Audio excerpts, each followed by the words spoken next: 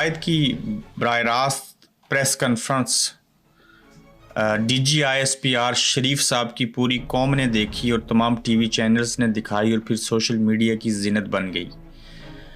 पाक फौज का कोई ऑफिसर हो, DGISPR हो, उसका कॉन्फिडेंस ऐसा हो कि चेहरे के ऊपर 12 बजे हों, सवाल किया जाए तो नो कमेंट्स कह दे, और जब सवाल का जवाब देने के ऊपर आए तो अदाद व शुमार गलत हों, एतमाद ना हो तो फिर उसके ऊपर जो है मातम ही किया जा सकता है। ये DGISPR की जो प्रेस कॉन्फ्रेंस थी, मुझे लगा कि इनके अंदर भी छोटी सी मरियम औरंगजेब जो है वो छुपी है। मुझे बिल्कुल ये महसूस नहीं हुआ कि ये पाक फौज, मुसल्ह फौज, इस्लामी जमहूरिया पाकिस्तान की फौज, एटमी ताकत रखने वाले मुल्क की फौज का कोई तर्जुमान जिसको DGISPR कहते हैं वो प्रेस कॉन्फ्रेंस कर रहा है। क्यों ऐसे नहीं लगा? उन्होंने कहा जी कि सियासी पार्टियों को और सियासतदानों को आपस में बात करनी चाहिए। फिर कहा जी कि हम किसी जत्थे से, किसी इंतशारी टोले से बात नहीं करेंगे। साथ ही कहते हैं कि जिस जमात को अवाम ने कम मैंडेट दिया है 7 से 8%, उन्होंने कहा ये इतना बड़ा झूठ है, जबकि असल में 70% से 90% के दरमियान PTI को जो है वो अवाम ने वोट दिए फॉर्म 45 के तहत। फिर आप देखिए कि जिनसे आप बात नहीं करना चाहते उनसे तो अवाम बात कर रहे हैं, उनको तो अवाम पसंद कर रहे हैं। और फिर आपने कहा कि ये जो इंतशारी टोला है वो खुलेआम और सरेआम जो है अवाम से माफ़ी मांग ले। माफ़ी तो उस बात के ऊपर होती है और मांग लेने वाला बड़ा ठहराता है और बड़ापन होता है और बड़ेपन का मुजाहिरा करता है, लेकिन वो तब होता है जब आप किसी गलती के ऊपर हों। जब गलती ही नहीं की, उल्टा चोर कतवाल को डांटे, तो फिर पाकिस्तान तहरीक इंसाफ क्यों माफ़ी मांगे? तो आपकी प्रेस कॉन्फ्रेंस का जो सियाक व सबाक थी उसके वो ये थे कि इमरान खान जान छोड़ो, जेल से बाहर निकलो, हम सब से और कौम से माफ़ी मांगो और हमारी भी जान छूटी और कोई दरमियाना रास्ता जो है वो निकाला जाए। तो इमरान खान जो है वो तो माफ़ी नहीं मांगेगा। और आपके प्रेस कॉन्फ्रेंस के जो अल्फाज और जुमले थे वो ऐसे लग रहा था कि आप किसी सियासी पार्टी के जो है वो तर्जुमान हैं, ना कि किसी डिसिप्लिन इदारे की पाक फौज के कोई ऑफिसर या उसके जो तर्जुमानी है वो देखने और सुनने में नज़र नहीं आई। वहीं पर आप देखिए कि तहरीक इंसाफ का DG को दिलचस्प और सख्त किस्म का जवाब दिया गया।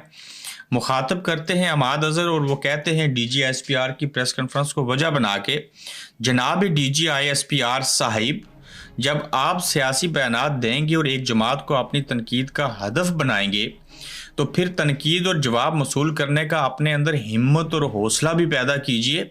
और थोड़ी सी शर्म पैदा करते हुए आपकी आज की प्रेस कॉन्फ्रेंस में बहुत सारे तजादात और मफरूज़ों और तासुब पर मबनी ये मीडिया टॉक थी और तहरीक इंसाफ का इस पर भरपूर जवाब देगी। अमाद अजहर ने ऐसे कहा और फिर ये कहते हैं कि जुडिशल कमीशन बनाएं। हम तो चाहते हैं कि कमीशन बने। कमीशन 8 फरवरी के इलेक्शन, इमरान खान के ऊपर हमला, ऑडियो लीक्स, जबरी तलाकों और 9 मई के वाक़या पर बने। रऊफ हसन का DGISPR की प्रेस कॉन्फ्रेंस के ऊपर रद्द अमल। फिर कहते हैं कि बेडरूम्स में कैमरे लगाने वाले और इद्दत के मुकदमात चलाने वाले तहरीक इंसाफ को हद न सिखाएं, और मैशत का इतना ही दर्द होता तो बैरूनी इशारे पर रजीम चेंज न करते, जिसके बाद आज तक बरामदात और तरसीलात ज़र का लेवल दोबारा टच नहीं हो सका। कौम को सब मालूम है कि दर्द किस चीज़ का है और कैसे है और क्यों है, और ये सारी हरकतें जो हैं वो आखिर क्यों हो रही हैं। तहरीक इंसाफ ने खुला चैलेंज किया है और वो जो चैलेंज है वो किस नौयत का है? अवामी हमायत उसके साथ जो अडियाला जेल में बैठा है, अपनी जमात को कहीं 2000 बंदा इकट्ठा करें। हम 2 लाख इकट्ठा करेंगे और देखते हैं किसके साथ पब्लिक सपोर्ट है। और तहरीक इंसाफ ने ये चैलेंज किया है। ये उस बात के ऊपर चैलेंज है कि जब कहा गया कि आपके पास जो है वो 7-8% अवाम है, अब कहते हैं कि वो 2000 बंदा इकट्ठा करके दिखाएं, हम 2 लाख बंदा इकट्ठा करके दिखाएंगे। पाकिस्तान तहरीक इंसाफ ने ये खुला चैलेंज भी किया। तीसरा देखिए कि बुशरा बीबी अडियाला जेल कब शिफ्ट होंगी और इस सिलसिले में क्या चीज़ें हैं। अहम खबर यह है कि बुशरा बीबी को सब जेल बनी गाला से अडियाला जेल मुंतकिल किया जाएगा या कि नहीं किया जाएगा, और इस्लामाबाद हाई कोर्ट के जस्टिस मियां गुल हसन औरंगजेब बुशरा बीबी की फौरी फरवरी से ज़ेर इल्तवा दरख्वास्त पर कल महफूज फैसला सुनाएंगे।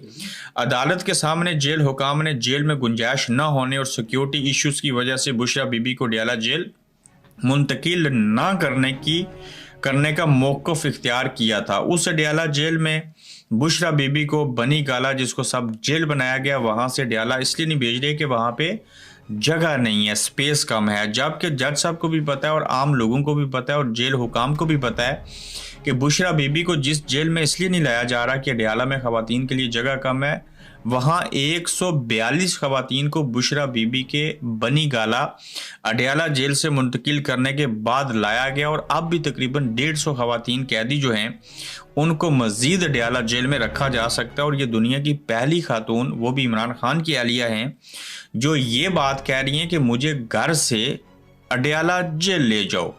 वो बुशरा बेगम जिसके बारे में खदशात थे, तहफ़्फ़ुज़ात थे कि ये शायद एक वक्त आएगा कि बादा माफ़ गवाह बनेंगी और इमरान खान साहब जो हैं उनको छोड़ देंगी। मरियम नवाज शरीफ साहिबा ने किस नौयत की कुर्बानी दी, इससे पहले हम बात कर लेते हैं कि 9 मई परसों फिर आएगा।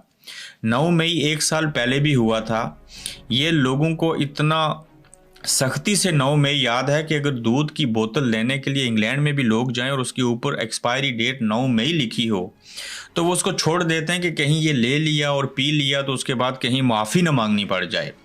तो 9 मई परसों होगा और 9 मई के दिन क्या होगा, इस हवाले से पश्तून, पठान, पख्तून जो हैं KPK के लोग, वो 9 मई को पुरअमन एहतजाज करेंगे। टिकट होल्डर्स लीड करेंगे। खैबर पख्तूनख्वा असम्बली में कानून पास किया जाएगा।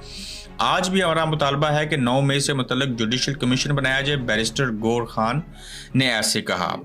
मरियम नवाज शरीफ साहिबा ने कुर्बानी इस नौयत की दी है कि मैं मेट्रो में बैठकर प्रोग्राम में शिरकत के लिए आई हूँ।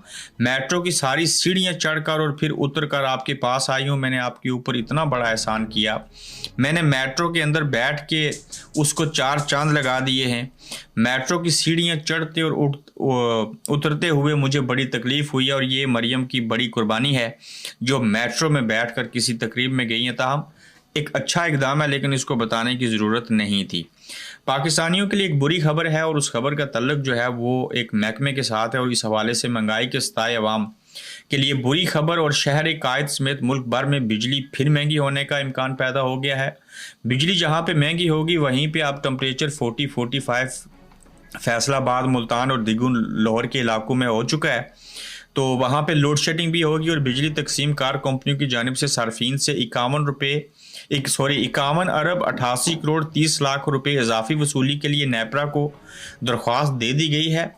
और डिस्कोज ने जनवरी तक मार्च 2024 की 6 माही एडजस्टमेंट की मद में दरख्वास्त दी है और national electric power regulatory authority ने 17 मई को दरख्वास्त पर वो समाअत करेंगे।